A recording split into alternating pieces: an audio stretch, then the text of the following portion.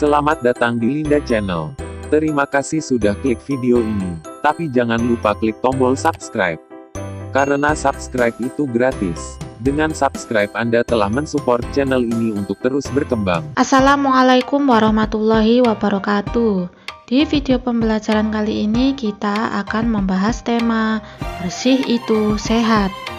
Kebersihan adalah bagian dari iman. Artinya, orang yang mengaku beriman harus mencintai kebersihan. Kebersihan meliputi kebersihan badan, tempat tinggal, dan lingkungan sekitar. Bersih artinya bebas dari kotoran. Suci artinya bebas dari najis. Bersih atau suci dibagi menjadi dua, yaitu bersih dari hadas dan bersih dari najis.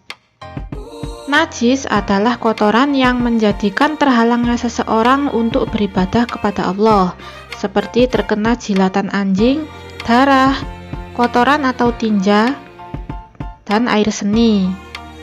Hadas dibedakan menjadi dua, yaitu hadas kecil dan hadas besar. Hadas kecil adalah peristiwa atau kotoran yang menjadikan seseorang tidak suci, sehingga dia harus berwudu atau tayamum agar menjadi suci. Contoh hadas kecil seperti buang air kecil, buang air besar, dan lain-lain. Hadas besar adalah peristiwa atau kotoran yang menjadikan seseorang tidak suci, sehingga dia harus mandi terlebih dahulu agar menjadi suci kembali. Contoh hadas besar yaitu haid atau nifas bagi perempuan, meninggal dunia, dan bermimpi bagi laki-laki. Sebagai umat Islam harus memperhatikan kebersihan atau kesucian diri dan lingkungannya. Berikut ini adalah cara membersihkan najis. Cara membersihkan najis seperti darah, air seni, dan tinja harus menggunakan air mutlak, yaitu air suci mensucikan, misalnya air sumur, air pam, air hujan, dan lain-lain. Caranya, air dikucurkan ke benda yang terkena najis, bukan najis yang datang kepada air. Istinja atau cebok adalah salah satu cara membersihkan najis yang sering kita lakukan. Cebok harus dilakukan setelah buang air kecil atau buang air besar. Cebok dapat menggunakan air, tisu, batu, ataupun benda kesat lainnya. Bila cebok menggunakan air, maka tangan kanan yang menyiram, sedangkan tangan kiri mengusapnya hingga bersih. Aku senang berwudu. Sebelum kita mengetahui bagaimana tata cara berwudu, maka kita harus mengetahui terlebih dahulu apa syarat dan rukunnya.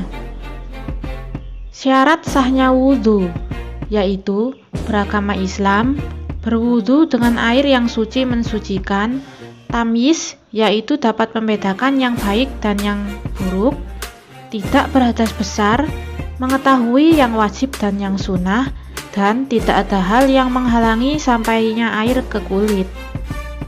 Rukun wudu adalah segala sesuatu yang dilakukan ketika kita berwudu, yaitu berniat.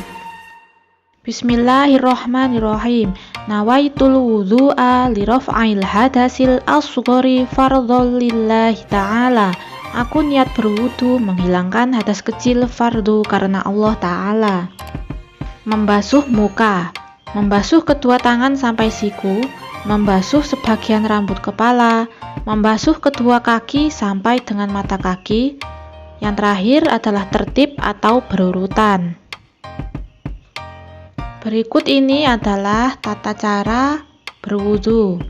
Pertama, membasuh telapak tangan seraya memasukkan air di sela-sela jari tangan dan mengucap Bismillahirrahmanirrahim. Kedua, berkumur-kumur sebanyak 3 kali. 3.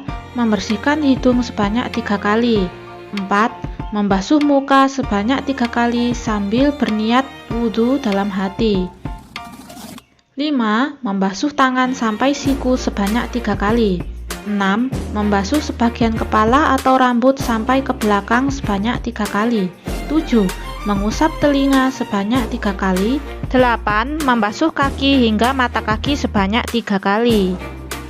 Kemudian menghadaplah ke arah kiblat dan berdoa membaca doa setelah wudu.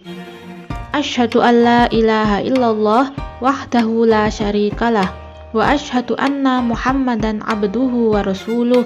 Allahumma ja'alni minat tawwabina waj'alni minal mutatahhirina waj'alni min ibadikas sholihin. Tayamum adalah menyapukan debu atau tanah ke muka dan kedua tangan dengan maksud sebagai ganti dari wudhu atau mandi besar dengan berbagai syarat yang telah dilakukan. Sebab-sebab diperbolehkannya tayamum. Sakit, yaitu apabila sakitnya semakin parah apabila terkena air.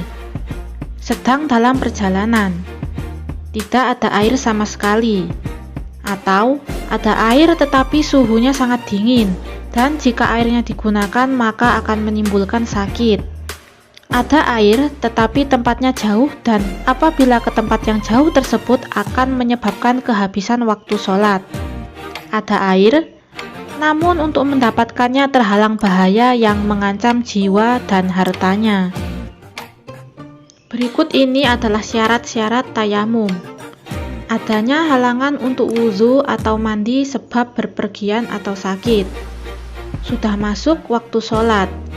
Sulit mendapat air dan tidak mendapatkannya, menggunakan debu yang suci. Rukun tayamum yaitu niat. Bacaan niat tayamum adalah nawaitu tayammuma li istibahatis sholati fardhu lillahi ta'ala. Aku berniat tayamum untuk dapat mengerjakan sholat fardu karena Allah. Mengusap muka dengan tanah atau debu. Mengusap kedua tangan. Terakhir, tertib berurutan rukun-rukunnya.